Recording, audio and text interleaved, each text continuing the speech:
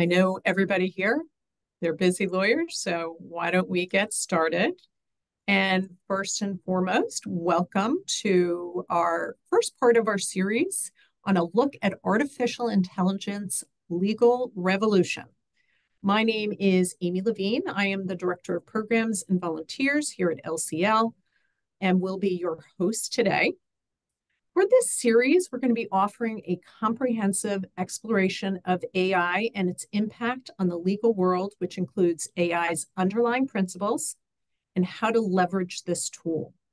We'll also focus on specific AI applications and ethical considerations. More to come, so please check on our website for the future presentations.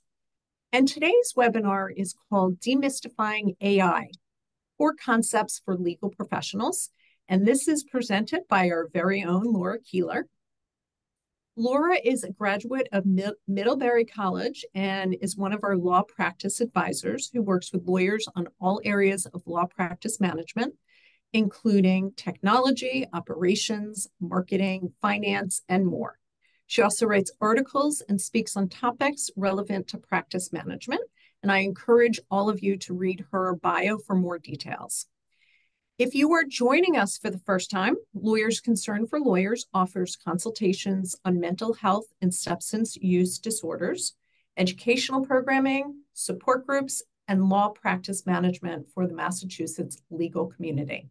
Our services are confidential and free. At the end of the webinar, Laura will be answering questions, and we encourage you to use the chat or the Q&A functions. And without further ado, here is Laura Keeler. Thank you, Amy. And hello, everyone. It is great to be with you. So, as you may know, AI has become a huge buzzword across the last 2 years. And I know that a lot of people are saying, oh, I'm not quite sure if I understand it. So today, our goal is to demystify AI by learning about some core concepts and key terms. So as Amy noted, this is a kickoff. LCL is doing an artificial intelligence series. Today, we're really going to focus on the foundations. Upcoming sessions, we're going to have one in August on a workshop with prompt engineering and ChatGPT. Then we're going to have one on ethics and AI in September, and AI use cases in law practice and more in depth will be in October. And we'll have the dates on those from the last slide. But so to set the framework, today is the kickoff foundation for LCL's AI series. So first of all, why should legal professionals take heed of AI? Why is this everywhere? Why is it important? Well, a key thing is that AI is transforming the legal industry, but you really want to embrace it and have this curiosity because AI is going to enhance legal practice. A lot of lawyers are scared that it's going to replace lawyers. It's not. It's going to augment lawyer capabilities, not replace them.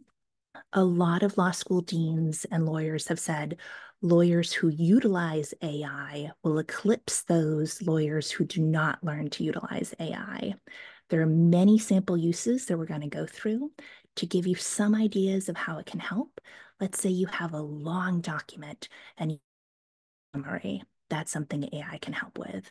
Let's say you are looking for a first draft of correspondence, or you want to change the tone in your correspondence. Maybe you want to change the reading grade level that your client is. AI can help with that. Let's say that you have a practice management system and you want to query within it, when did the accident happen? Or what is the children's insurance? You can question the data sets to retrieve information. So there's a lot of uses. It's going to enhance legal practice. So first of all, let's talk about the scale of transformation. This is revolutionary. It has been compared to the printing press and the internet. And the comparison to the internet includes by no less than Bill Gates. This is really going to transform all industries, including the law. To let you know, artificial intelligence itself is not new.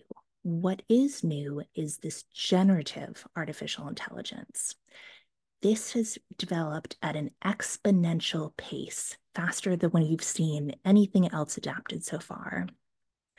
So, as an example, ChatGPT, which many are familiar with as an example, artificial intelligence program, it had had a million users within 5 days of its launch. In comparison, it took Facebook 10 months to reach a million viewers. So we're just talking exponential rate of growth. To set the framework, we're going to talk about some terms and concepts. So first of all, what is artificial intelligence? Well, it's technology that allows machines to perform tasks that require human intelligence such as understanding, learning from data, making decisions. How does it do that? Well, machine learning, machines learn from the data. The validity of the underlying data matters. So, for instance, if you have underneath it, this is an issue right now with ChatGPT, that when they were asking about how to make some recipes, they didn't realize that Reddit, which is one of the data sets that is scraped for ChatGPT, often has the most upvoted answers as satirical and not necessarily accurate. So you really want to pay attention to what the underlying data sets are. And this is where we'll talk about closed and open systems later. For generative AI, though, you want to think about it that it uses machine learning to generate original content. This content is creative, but it's not necessarily accurate. So you have to be careful on that, as we're going to learn with hallucinations. So for hallucinations, this is when AI generates content that is incorrect or it's nonsensical. A big area in the law has been some famous viral cases where it has fabricated case citations. And how that worked is people were inputting questions into ChatGPT, looking for cases, and the response generated what looked like a case citation, but in fact, it was all fabricated. So this is a big risk. As you know, we want to have candor and truth to the tribunal. We want to make sure that everything is verified.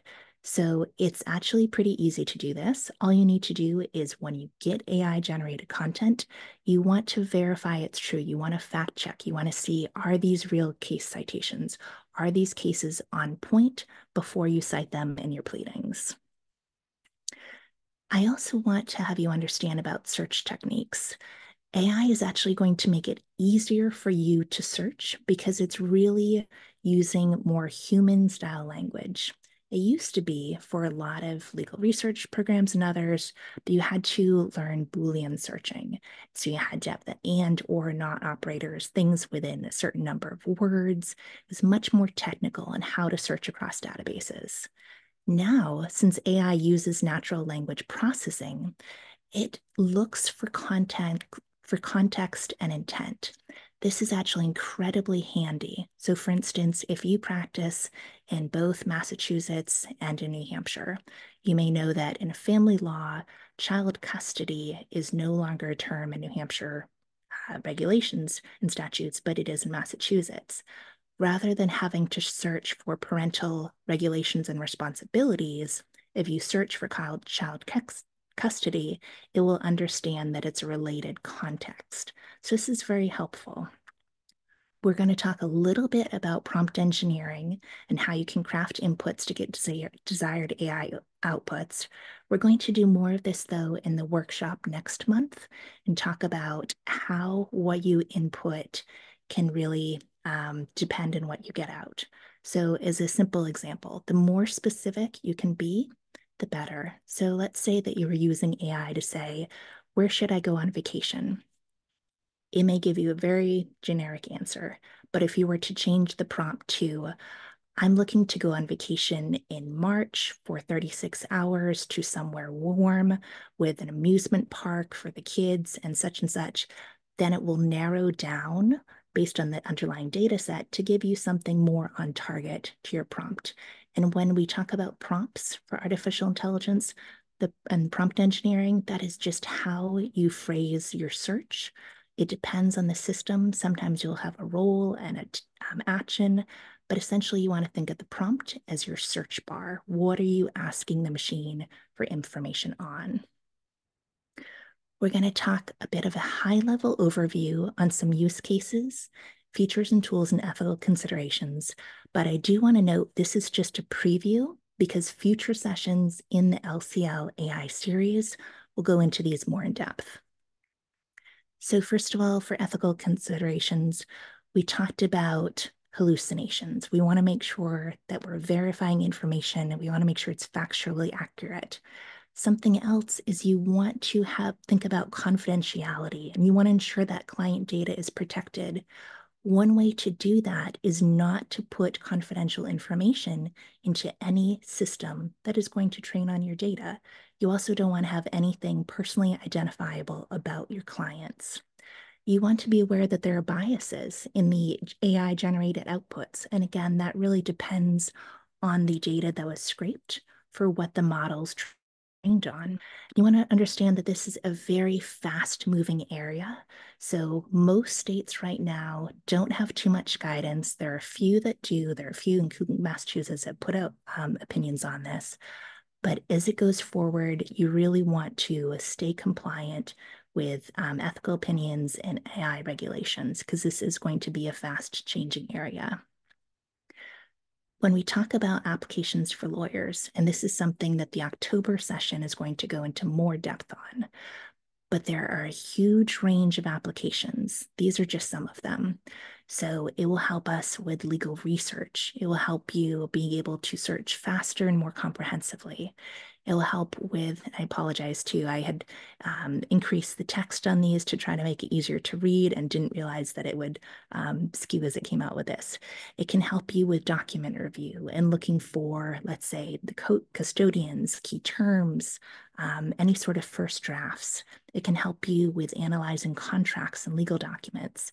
If you are using predictive analytics, for example, on certain judges or certain case types, it can help you with that.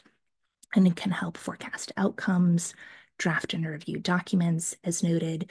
One that a lot of lawyers have used it so far is for correspondence. If they're trying to, let's say, change a tone of something. Let's say that you write something out and then you realize, oh, wait a minute, I wrote that, in too angry a tone to outside counsel, to my opposing counsel. I want to change the tone to be more professional. Or I wrote this to my client and I wrote it as though we're a friend because we're very close, but I realized I want the tone to change more professionally. AI can help you with drafting to change the tone. It can help you with proofreading. And one thing that I'm really excited is a newer use case is that can help you with chronologies and timelines. As someone that used CaseMap to have to generate and time map very in-depth chronologies and timelines for cases, this will save you so much time. So as we're thinking about this and how are we going to use AI, a lot of it will depend on the system type you're using. So to give you sort of a context, there are open systems and there are closed systems, and they each have pluses and pros and cons. Open systems are ones like Google Gemini and OpenAI's ChatGPT, ones that are open access for everyone. They're usually free to use. They have broad data access, but there are privacy concerns. The main privacy concern is usually that the models will, by default, if you don't change settings, train on your data. There are a lot of closed systems that are being developed. These are proprietary systems. These are ones such as by your Thomson Reuters for your Westlaw AI, precision law. These are ones that is developed by VLEX Fastcase by others, that they have closed data sets. So when we think open systems, that is open access. Closed systems, it is a closed data set, and they're usually proprietary. So you have often more control on knowing what data, underlying data the model trained on. So that is helpful. You can also usually have more secure handling of confidential information because being proprietary, and usually these are licensed to firms, then they're often not trained on for your data at large. So those are something to keep in mind, that if you're doing something in depth for your law firm, closed systems right now have more data security.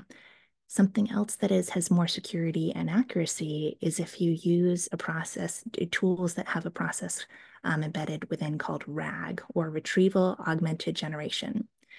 And what that is it retrieves information from certain sources for accuracy. So it's not just generating content. AI works by predicting the words that you want based on the prompt. This actually points to a source, so it has far more accuracy. You do still want to verify and make sure the information is correct and on point, but this is a way to limit hallucinations and to limit inaccuracies if you use tools that have the RAG capability. I will note that systems, it's hard, their terms and conditions are changing all the time, and they all have different settings. But for most of these tools, if you go within the settings, you can switch to toggle off or switch off the option to have the system train on your data. This is very important because, again, we want to think about that confidentiality. We don't want the system at large training on any data that is relevant to the law firm. And we also don't want to input any confidential information. So that includes anything that could identify your clients to specific case information. It's one thing to ask AI questions such as, generate 25 ideas for voir dire for a case type involving an accident case, where the lawyers are presenting the plaintiff, and these are the main, issues at hand. That's one thing that's more generic, but you don't want to say John Smith was involved in an accident on June 10th and such, because that is really confidential information that you want to keep and need to keep private about your clients. So as we talked about, so these are some heads up to think on. So you want to turn off the functionality for the large language model, or the AI as you can think of it. The large language model, LLM, is what the AI uses to train on your prompts. Helps protect confidentiality. We don't want to enter that personally identified information. I also want to note the idea of a temperature scale. It used to be, for a lot of these early systems, that you had far more control when you were doing the prompt engineering. You could switch over the temperature scale and such. And the scale, you can have it lean more to the spectrum of being completely predictive or more creative. Both of these have use cases. Most systems now are preset with where they're going to be, and it often depends on the application. So for instance, AI that is often used for marketing will be set to more creative. AI that relates to legal research will be set to more predictive. So that's something to keep in mind as to how creative or predictive your answers will be.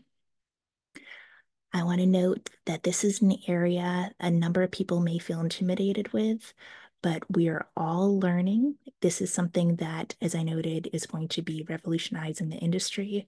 And how you can stay ahead of this and stay competitive is you want to stay updated. You want to have hands-on practice. You want to go to series like this where you can learn about the AI tools.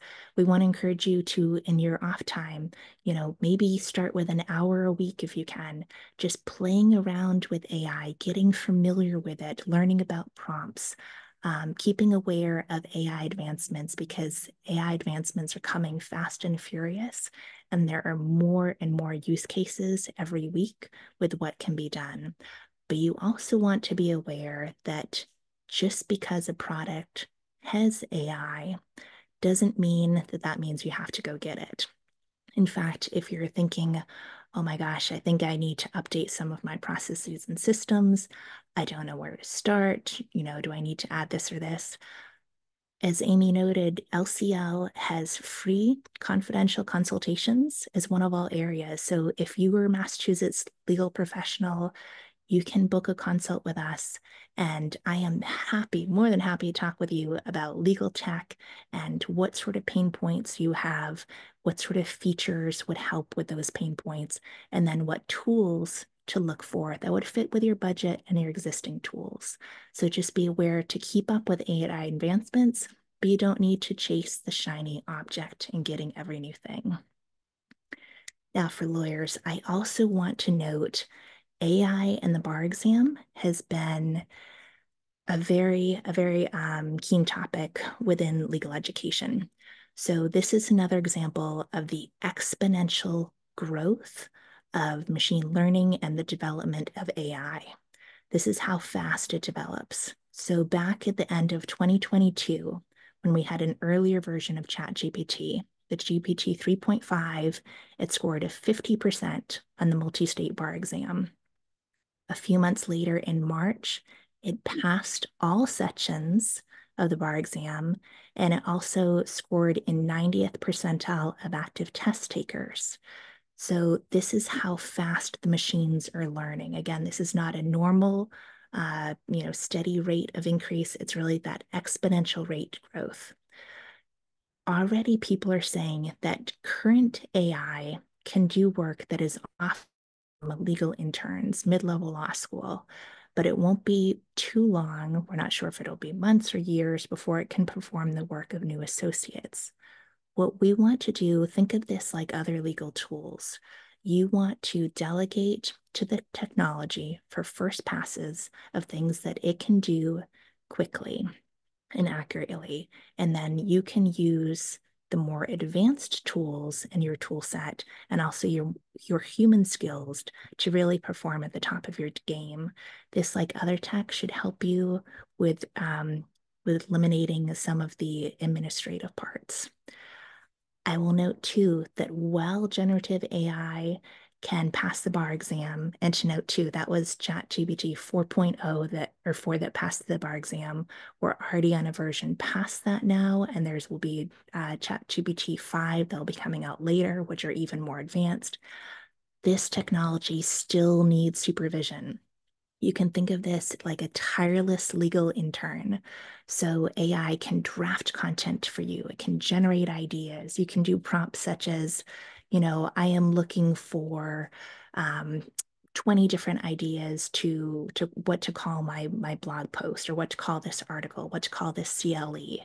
And if you give it context, such as this is the topic, this is my article, it can generate however many you asked for. And then you can do that repeatedly. You can write in, draft another 20 title ideas, another 20. It can do this within seconds, and it is tireless. Similarly for summaries, you don't have to, think of a legal intern that they are going through 500 pages, and they're really trying to condense what is this new regulation about. It can perform quick level summaries, but you as the attorney also need to not only be technologically competent, but also to supervise the technology, the people that use the technology, and you want to confirm the final product is accurate. This is especially important as we talked about with hallucinations. So that's hallucinations were the fictitious case sites. The reason that this happened is that lawyers were using ChatGPT for legal research. That is not a legal research tool. If they had been using an actual legal research tool, it would have extrapolated to legitimate case sites. There have been a couple instances where even legal research cases have had issues with that, but it is far more accurate than using a generic tool like a ChatGPT. And then you really want to think about to using your judgment. Even if you use AI as a first pass, you still want to check the databases, read the cases, confirm citations, and all that before you include it in the pleading. So before we go to questions, I want to talk about some takeaways from today. So AI is transforming all industries and including the legal industry. This has been the hottest topic on the Law Sites blog, which is the #1 blog in the legal industry in North America for the past year. I expect that it will be this coming year as well. This is something that everyone is talking about and thinking about. You want to recognize that AI can enhance lawyer capabilities, and those lawyers who use it are predicted to have a competitive edge over lawyers who do not use AI at all. There are many practical applications. The use cases are expanding and accelerating all the time. Some of the most common ones are that it can summarize large documents for you. It can help with document review, with predicted analytics, with drafting. You also, I will note that if you, let's say you live in Microsoft 365 or previously called Microsoft Office, like so many law firms do, if you use a tool like Microsoft Copilot, you can even use the AI within those tools to say, ask questions of your Excel documents to help you create templates and first drafts for PowerPoint, to summarize Word documents. There are a lot of use cases that, depending on your needs and the tool you use, but main ones are generating ideas and summarizing content and then drafting. And again, you want to think of AI as a tireless legal intern. It's great for ideas and first drafts, but you need to supervise and verify. So we'll get to questions in a moment. I want to note too, these are the upcoming sessions in the LCL AI series. In August 21st, that's where we're going to have the workshop playing around in ChatGPT, gaining familiarity with some sample writing prompts, seeing what you can do with it. On September 30th, we're going to talk more about AI and ethics. And October 16th, we're going to talk more about specific AI feature benefits, looking at some legal AI tools for law practice, more in depth on those and how you can use them. I also want to note, as much as we completely encourage questions now, if you are hesitant to ask something in a group setting or think of something for later, we have free consultations. I included a link below. We encourage you to reach out. We can help you with law practice management, with legal tech, and we are here to help and give independent advice. All right, so Amy, I will look in the chat and I will turn it over to you while we look at some of the questions here. Excellent. First of all, Laura, excellent presentation as always. I think that for me, one of the big takeaways, again, AI is not replacing lawyers, but it is an extremely helpful tool to be more productive, get work done faster. Clearly, it's not perfect. There still needs supervision. But again, this is a tool that it's not going away anytime soon. And it's only going to get improve. And I think, again, sounds like become more useful for folks. We do have questions, so I do want to definitely get started. First Beautiful. question. The first question we had, is there a good free AI application for lawyers that has good training and sources available? One of the tools which I am so excited about that is free for lawyers is it's a tool called Describe. Here, I can put this in the chat, and then Amy, if you can send it out to everyone. It's actually created by Massachusetts founders who are in my part of my Legal Tech Boston group. And what it is, it summarizes a whole host of judicial opinions. It's free to use. It uses that RAG or retrieval augmented generation I talked about. So it really limits the hallucinations. And if you're looking for starting legal research, that is free. That's something to try. Another one that I will say I have actually found a lot of use for in my personal life is vetted.ai. I learned about this at ABA Tech Show. This is a tool where if you were looking for product, recommendations, rather than looking for, 2 or 3 hours on what sort of suitcase should I buy or what sort of baking pan for this specific purpose or whatnot. If you ask it about, I'm looking for this sort of product, with a focus on, let's say, durability or affordability or whatever it may be, tell me some of the best rated products. Vetted.ai, again, it's free to use and it'll generate a short list for you. So very, very helpful. So those are just some off the top of the bat. I see there's a question about what blog did I mention? I'll put this in too. This is Law Site's blog, and this is actually written by a Massachusetts attorney called Bob Ambrogi. He is the editor for that site. Let's see. Someone asked about whether the presentation will be emailed. Great email. Amy, I see you answered, but I'm not sure if this went out to everybody. So Okay. just to for those who may be listening but not seeing, the presentation will be sent out to everyone, yes. And it will also be posted on our digital library. All right, someone thanked for putting this together. Thank you so much. We're really, really glad that you were enthused about this. As you noted, anticipating our professional needs and delivering appropriate training. Thank you. We're so glad that you were here. And let me go to the questions part as well. Okay. Oh, what opinions/regulations has Mass published on AI?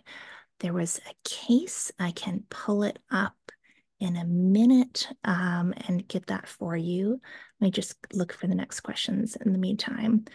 Um, with respect to not allowing one's data to be used to train the system one is using, can you foresee a day when the AI system owner will insist upon data sharing for training purposes as a prerequisite for using their AI system? Hmm. Um, and it could be. It's hard to say what the AI system owners will insist upon because they all have their own needs. I remember meeting someone recently at a Massachusetts conference, and there was a vendor that I thought, oh, this is not so good. That when I was asking them about their product and how they collected data on people, they said that you didn't have an option to opt out for cookies, which for me is always, a positive thing when they do. So it's hard to know what system owners will insist upon for data sharing for training. Um, I will say that there are so many AI options out there that you don't have to think of you are limited to just one. When I first was looking for AI specific legal tools, there were about 19. And when I looked 2 weeks later, there was already up to 103. So this is something that is growing very fast. So if you find one that you don't like the terms of service, that you don't like that they ask you share data, you can just find another tool that meets your needs.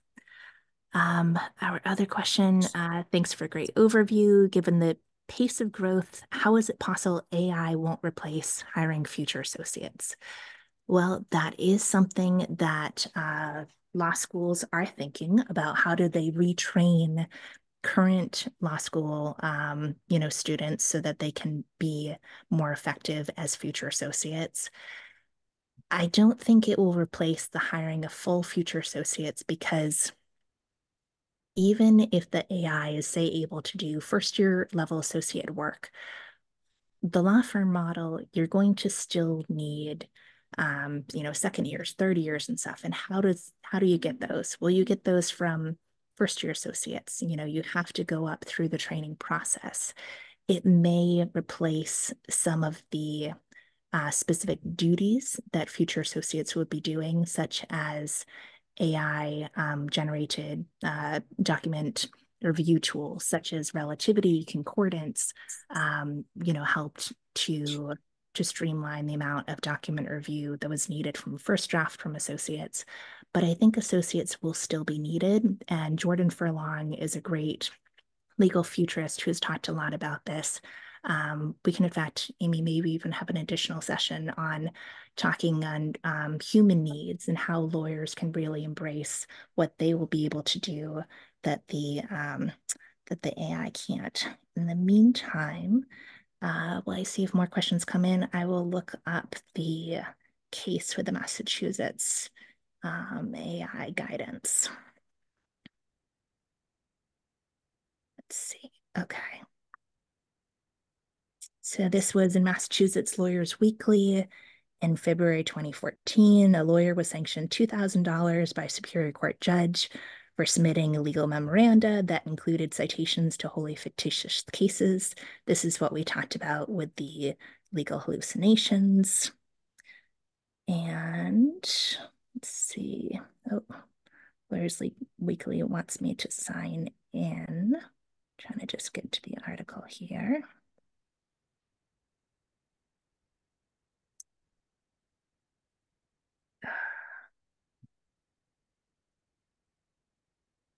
Sorry, Boston Globe was also trying to get me to sign in to see the case name.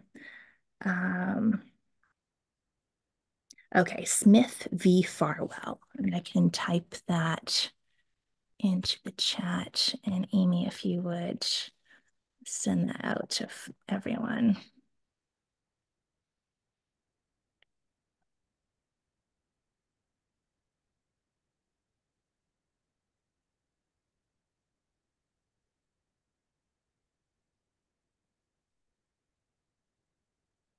All right. So Smith v. Farwell. And I'm sure that Luz will go into more on that when we have the AI ethics on September 30th. As far as other states that have put forward AI guidance, Florida and California have really been leading the way on that. Okay, this question, I know for Massachusetts state employees, including prosecutors, there was guidance back in April. Oh, thank you so much, Edward. Okay, so yes, it looks like there was a mass.gov policy advisory on acceptable use development of generative AI. That's right, yes, because there are some government agencies that have guidance. If you are government, well spotted. Thank you so much for putting that in. And okay, great. And Amy shared out the name of the case and also what Ed had shared with us. Beautiful. Okay. We have a question. What works well to summarize medical records? Ooh, I do not have a specific program name off my head for that. If you'd like, I can do some research and get back to you. But I don't have one off the top of the head.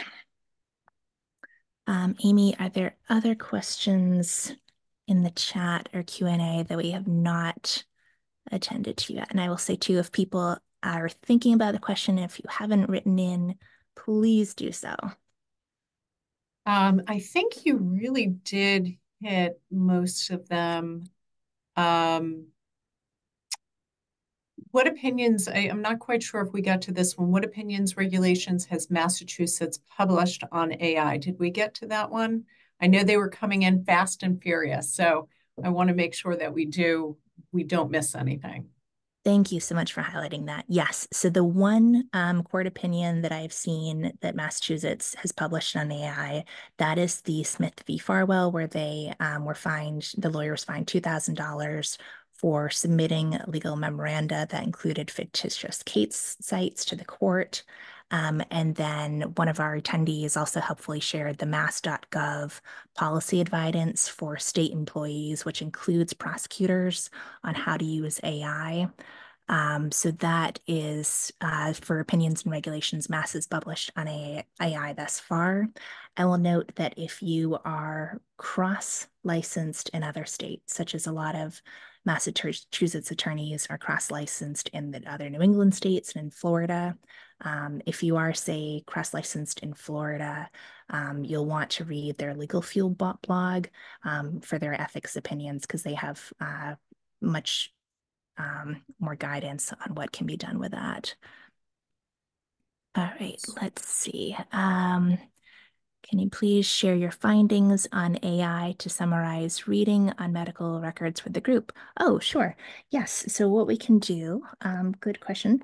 Amy, after I do some research on that, I can include it to be as a supplement when we put it up on the website for in the digital library on the LCL site. Include some information about what I find on AI tools to help with medical records. That sounds great. And also, I just want to highlight that Luz Karen, I'm going to send this to everyone, just posted from the BBO public, massbbo.org website, The Wild West of Artificial Intelligence. And she said this is the article from the Office of Bar Counsel on AI and ethics and will be discussed during the ethics webinar.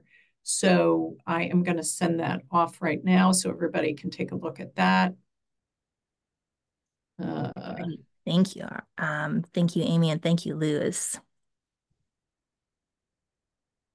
And I know I think we just had another question come in. Yep. So Have you, sorry, go shared, ahead. oh, well, so he shared with the host and panelists, if you can share with everyone, this is very helpful. So he gave a short version of the Massachusetts state guidance, if you're a Massachusetts state employee, is that you need to be aware of the risks of AI, do due diligence on reviewing and confirming any generated information, and disclose any use of generative AI, and not put in any PI/PII says PHI into the system, and that's such as personally identifiable information or personal health information into the system. So this relates back to what we're talking with confidentiality, doing your due diligence to verify the information that it generates out, understand the risks of AI. So all of that, most of that relates to lawyers as well. The only thing that would be separate is for the Massachusetts state guidance, you need to disclose the use of generative AI, and lawyers at large do not need to do that so far. All right. Oh, and we have also Ed shared, okay, and furthermore, for the Massachusetts guidance, if you're a state employee, any tool should be procured through the Massachusetts CTO for approval, and to evaluate any tools. Okay, because there's ongoing review and evaluation needed for ensuring security. Okay, very good. So Laura, we do have a question on, just going back here. Have you ever heard of Smart Depo for summarizing depositions? I have not heard of that particular one, but I do know that that is an area that last time I looked, there had not been any AI tools in. I am very hopeful since Thomson Reuters had just recently announced that they were able to do more with chronologies, that from that we'll be able to getting some more AI apps related for depositions, because as we know, those can be very complex. It's you have information that's going back and forth with different timelines and different levels of information for detail. So no, I've not heard of Smart Depot yet, but I will write that down and I can get back to you on that, Maureen. And I can also put, if you'd like, when we put this up for the digital library, some thoughts about AI for summarizing depositions. Great questions. They are great questions. I mean, it says to me people are really paying attention and thinking about all of this. So that's a great, great sign. We have a question. Is there a program that can fill out an application or other form? Example, every year I hate putting together our workers' comp audit, or another example will be filling out a financial statement for divorce. Yes, I can see how putting together information for audits would be extremely laborious and time intensive.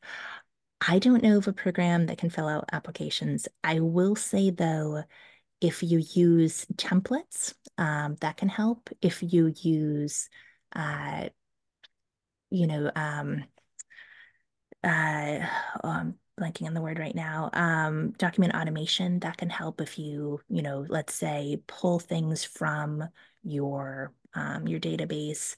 So it depends too if you have fillable forms.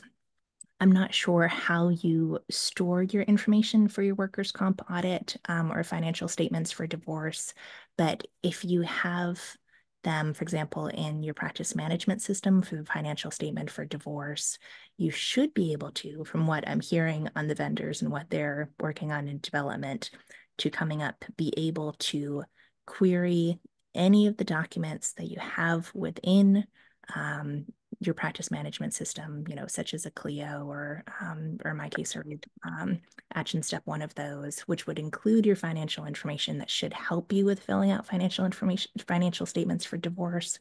I will say if you do a lot of divorce work, I did a CLE not too long ago on client intake, and one that was really helpful for divorce lawyers was something called Divorce 123, because they helped with having very specific forms and templates specific for divorce if you do a lot of financial statements. Not sure if it would help you with quadros or such, but perhaps. As far as the workers' comp audit, I'm not sure because I imagine that the audit would be pulling from a lot of different places. Um, but if I find anything on that, I will definitely update you. But as I said, if you can try to use some document assembly, if you have, templates to pull from, that can help. If you're unfamiliar with the idea of document assembly, some of you might be familiar with mail merge. This was a thing that was very popular some years ago. If you would have all of your names of clients and their addresses and such in the Excel document, and then you would have a form template letter. Then rather than changing the name and the address on every letter, what you could do is you could do a mail merge from within your Microsoft Word document, link it back to the Excel document where you had stored the information, and then you would map the fields over such that it would fill in for the first name, the last name, the address, the state, the zip code, and such to fill in the template, and it would just help assemble the document that way. So I would imagine if you have some templates to work off for your workers' comp audit, and if you have some underlying data that you can put to that is in mapped fields, such as in an Excel document or something like that, you could do some document assembly to help with it. It might take some work to set up though.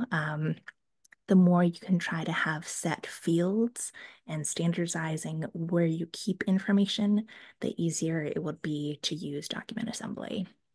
And I'm happy to talk with you in a consultation more about this if you want to go more in depth on your areas. Okay, let's see. Amy, do we have more questions? Well, I wanted to point out somebody earlier made a comment, and I want to give you kudos, Laura and Luz, who's out there. Somebody just said, thank you so much for putting together this and related seminars and workshops on AI. This is a perfect example of you anticipating our professional needs and then delivering appropriate training.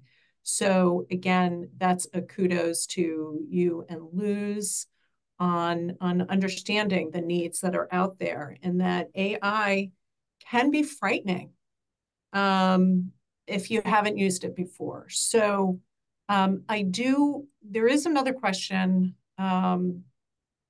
Not sure if we got to this one. Can you please share your findings on AI to summarize reading on medical records with the group? Did we Yes. get to that one? And that was the one I said that when I came across information, I will include it as a supplement to when we put the Okay. presentation up on the digital library. Okay, great. Um, oh, it looks like we have another question as well. Is there a good free AI application for lawyers? Is good training sources available? Yes, so there are so many great resources for AI training. It sort of depends on where you want to start. So, um, there are, if you'd like more like a course sort of content, there are things on program platforms like Coursera and edX. If you use, say that your office lives within Google, there's a Google Cloud introduction to a generative AI learning path. If you live within Microsoft Outlook, now called Microsoft 365, there are specific tools for learning Microsoft 365 and Copilot. I will note too that Copilot, they actually, even though it's called Microsoft Copilot, there are a number of different versions of the tool depending on the operating system you have and on the level of access. But I just want to note, so if live in Microsoft or Google, they're a great place to start.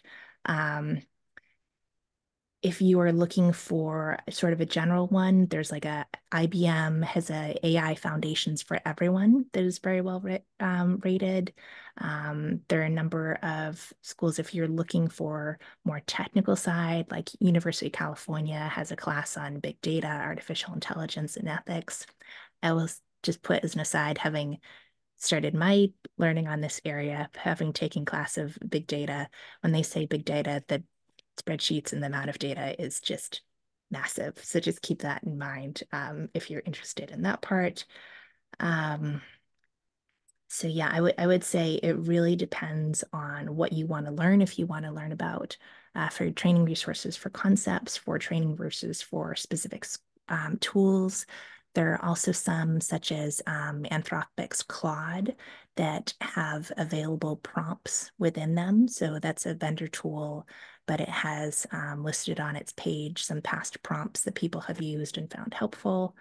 Um, so if you have something specific, this goes out to not only the person that asked the question, but anyone in the audience that you would like to have a training resource on specific to XYZ, please reach out and I'm happy to figure out sources available for your particular needs.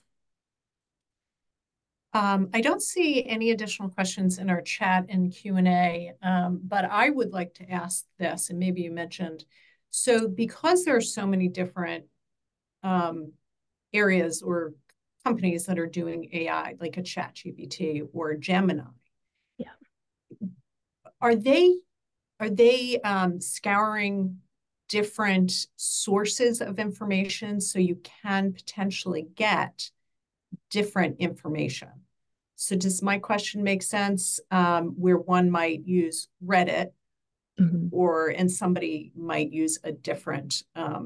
So do you have a feeling of what might be a better one to use? Again, Gemini just versus ChatGPT just comes to mind because I tend to use both of those. Yeah. That's a great question. I will say the hard thing is most of the AI companies have what is considered more like a black box that they don't want to be too specific on where they get their data. Mm. I'll say too, the versions of the data depend on how long they scrape until. So for example, on 3.5, GPT 3.5, that was scraped up until about December 2021 or 2022. And then the later versions will rely on more content. There is some more recent data that can also get into those data sets based on what the information trains on, but at large, what was scraped at large to put into the data sets. And when we're talking scrape too, this is trillions of data points that is on. So they're scraping like, um, you know, Reddit at large. They're scraping Google search forums. They're searching legal blogs. They're searching vacation blogs. They're searching travel sites. They're searching every sort of main website that is on the internet. A lot of these have just been scraping the information from. I do understand that from what a lot of the companies have used, it does have bias towards more the Western world because it generally has scraped from North America. Uh, Mm-hmm. this may be in part because Europe has a lot, tends to have more strict guidelines on privacy than we do. And since most of these tools are developed as English first, maybe why they have more North America than Asia or Africa or some of these other places. Um, but it is hard to know what exactly they're trained on. I do know that there are some lawyers. Greg Siskin is one who comes to mind. He is working on an AI tool, and part of what he and his team are doing are they are trying to, on a small scale, test when they do prompts across different AI tools, and then see, you know, does the output differ from this one to that? As far as I know, there has not been a cohesive such and such tool is at large more accurate or has a better data set than another tool. I know some of the ones that are most popular are Microsoft Copilot, ChatGPT, Gemini, which used to be called Bard. This is a hard thing to all note with AI is that they keep changing the names for these tools. So it's a little hard as we go through not only different versions, but different names. And Claude which is made by Anthropic, is another very popular one too, if you're looking for open source systems. Excellent. This is great, Laura. You are so incredibly knowledgeable and a great communicator. Again, I do have another question thinking about folks that are neurodiverse and using this as a tool. One of the things that occurs to me, especially specifically for folks with ADHD, and they're on a Zoom meeting. Do you know of some type of AI or software in general, and that helps summarize the meeting and what the most salient points were? So that person, again, who has ADHD, lots of things going on in their mind, can really be able to pull out what the biggest topics were and maybe the plan of action that was discussed.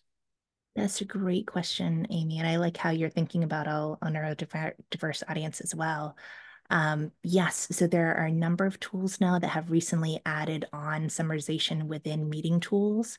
You have to, first of all, make sure that if you are on a work computer, your IT admin has allowed in the permissions and the settings for you to be able to use certain features because sometimes they'll block it for everyone. Um, and you also sometimes depend on what level plane you're on. But yes, Zoom has his AI summary.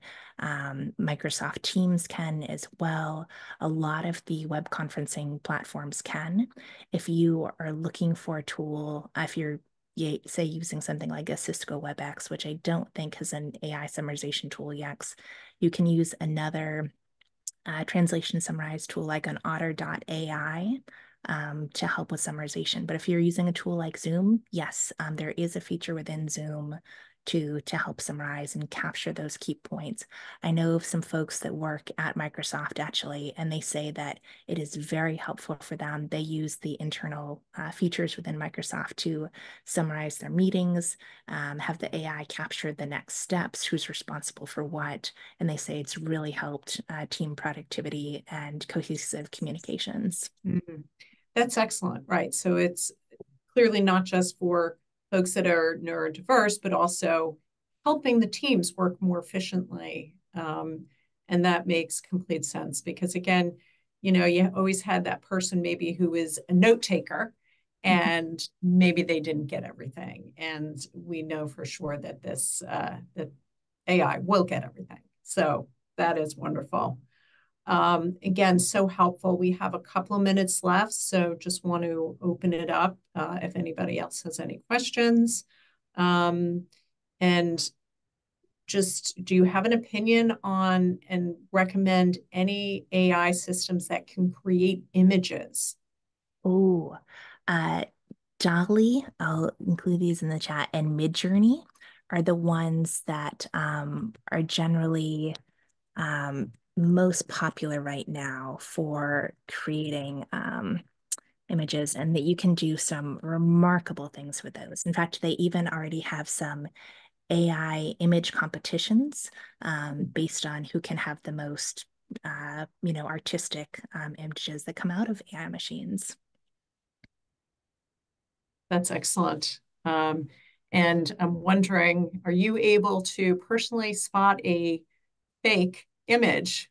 I know that sometimes people talk about their extra fingers or the fingers are particularly long in some of these pictures, AI generated pictures. Any other pieces that you can use to identify maybe an image that is AI generated and not a real photograph or something like that? It's hard to generalize, but usually be more stylized, more vivid colors, sometimes have almost like an illustrative look, as though it was a person who was trying to draw a picture for a picture book and to really make everything stand out. And it's maybe overly crisp. Maybe there's no background noise at all. Mm, And it's probably something that's had some AI manipulation.